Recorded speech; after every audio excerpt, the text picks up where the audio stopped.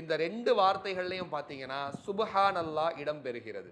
குரான்லையும் ஹதீஸ்லையும் சுபஹான் அல்லாஹ் என்ற வார்த்தை எத்தனை இடங்கள்ல எப்படி எல்லாம் பயன்படுத்தப்பட்டிருக்கு அப்படின்றத நம்ம எடுத்து பார்க்கும்போது 5 வகையாக சுபஹான் அல்லாஹ் என்ற வார்த்தை பயன்படுத்தப்படுது.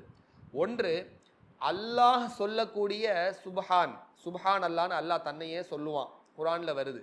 சுப்ஹானல்லதி அஸ்ரா பி அப்திஹி லைலம் மினல் மஸ்ஜிதில் ஹராம் இலல் மஸ்ஜிதில் அக்ஸா.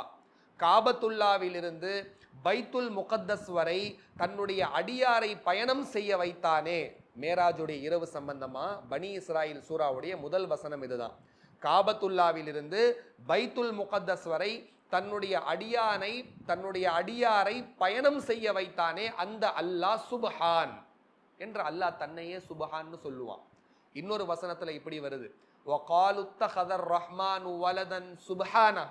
அல்லாவுக்கு மகன் இருக்கிறதா இவங்க எல்லாம் சொல்றாங்க, இவர்கள் சொல்வதை விட்டும் அல்லாஹ் சுப்ஹான், அல்லாஹ் பரிசுத்தமானவன் என்று இன்னொரு வசனத்தில் அல்லாஹ் தன்னையே சுப்ஹான்னு சொல்லக்கூடிய வசனங்கள் இடம்பெறுது.